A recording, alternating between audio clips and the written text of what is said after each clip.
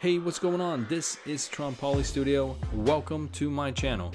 Make sure to like, subscribe, and turn on that notification to get the latest videos on art books for movies and video games, collectibles, and art projects, because that's what you'll find right here. Hello, and welcome to my channel. Today, I want to talk about the process I use to create a 360-degree painting. Now, if you're not familiar with what a 360-degree painting is, it is an image you can rotate around your point of view where you are in the center of rotation. Here you can find many artists' creation, so let's take a look at a few of these to get a better idea of what I mean. Feel free to jump forward to 1:48 to see what the art piece I created, which is inspired by the game Anthem. Or jump forward to 2:28 to get started with knowing my creation process. In my opinion, 360-degree painting is an exercise or a test for your perspective skills, as you can see in these three examples here. These artists very carefully describe the world in a spherical format. With the understanding of light, shadow, and perspective, these artists brought us into their world in a very convincing way.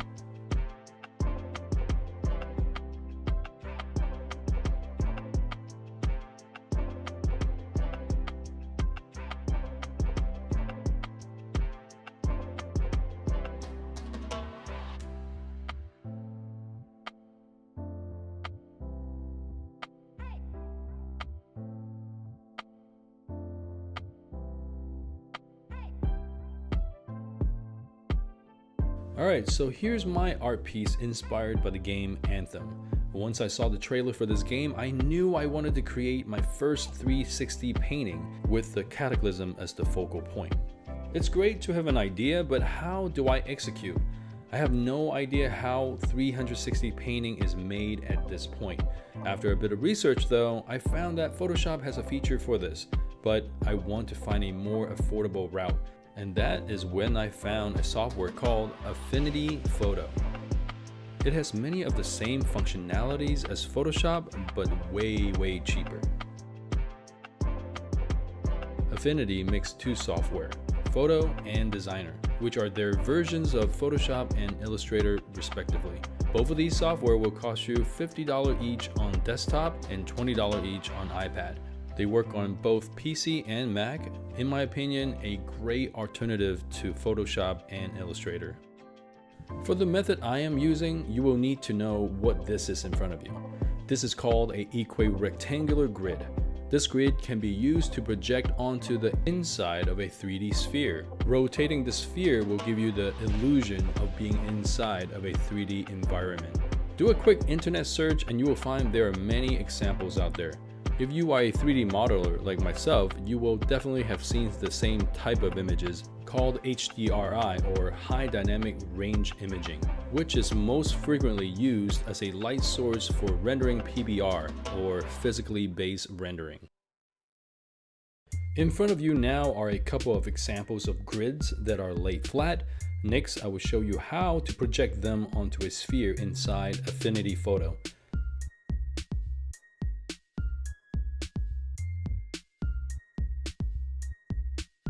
Now here is a grid I used to start my very first 360 panel painting. It is quite busy as you can see, but I normally just focus on the four main squares the grid forms as they represent the four directions. Once you have this grid opened, go to the top and select the layer menu. Inside this menu, go to live projection and you will see the option of equal rectangular projection. Click on it to project your grid. This is what it looks like when the grid is projected. You can tell by the changing of the cursor.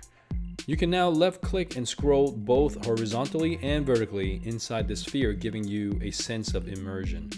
The green and the purple squares at the far end are the four directions I mentioned earlier.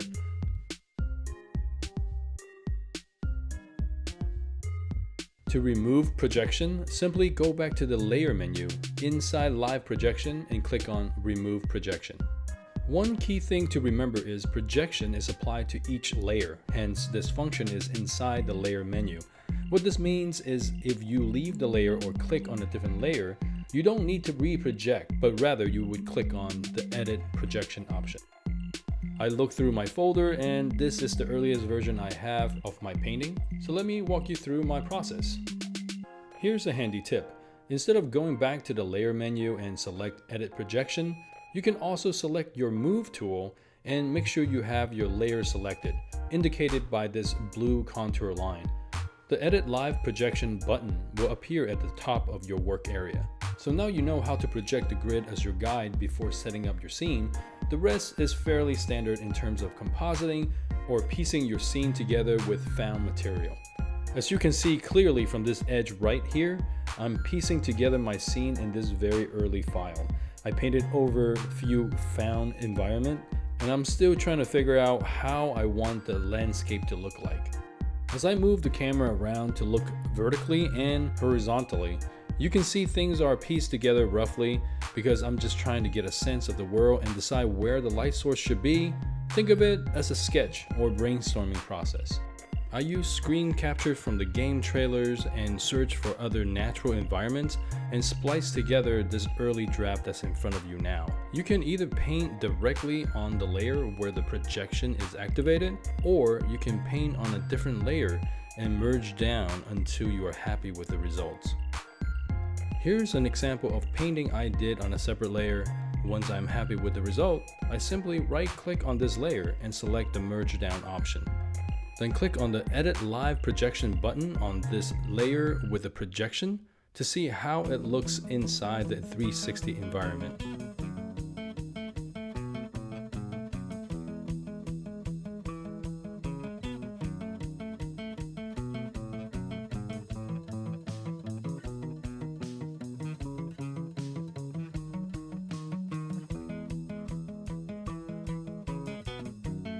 Once you have the Move tool selected, make sure to have the layers selected in order to have the Edit Live Projection button available to you. And now you can see how the painting looks within the 360 environment after the merge down operation. Alright, so that's really all there is to my process for painting / compositing a 360 image. The next minute or so is just a time lapse of my progress. Feel free to jump forward to 8:22 for my last key step to bringing all this together. It is a Photoshop add-on called Paint Pro 3.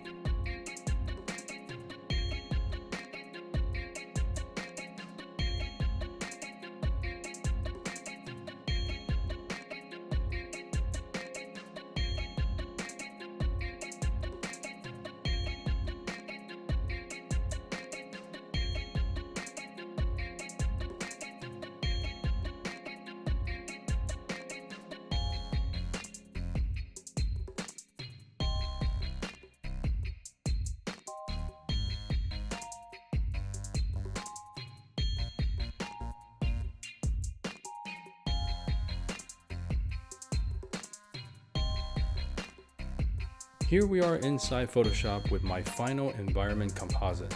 I'm happy with the composition, but the plant life and rock formations are still a bit off, and I didn't want to spend too much more time because I want to move on to my next project, which I've decided to focus on John Wick 3, so stay tuned for that. To save time, I turned to Paint Pro 3. It is a set of action procedure that turns your image into a painterly effect. Here is a before and after look. While I would love to spend more time on this, but I just have so much more things I want to try to make. With the help of this add-on, I was able to reach a result I'm happy with. Well, what do you guys think? Did you find this video useful in giving you information about how a 360 image can be put together? Leave me a comment, good or bad, or questions you may have. Let's start a conversation. Alright, that's it for me. If you enjoyed this video, please share it, like it, and consider subscribing to future art-related videos. As always, thank you for watching.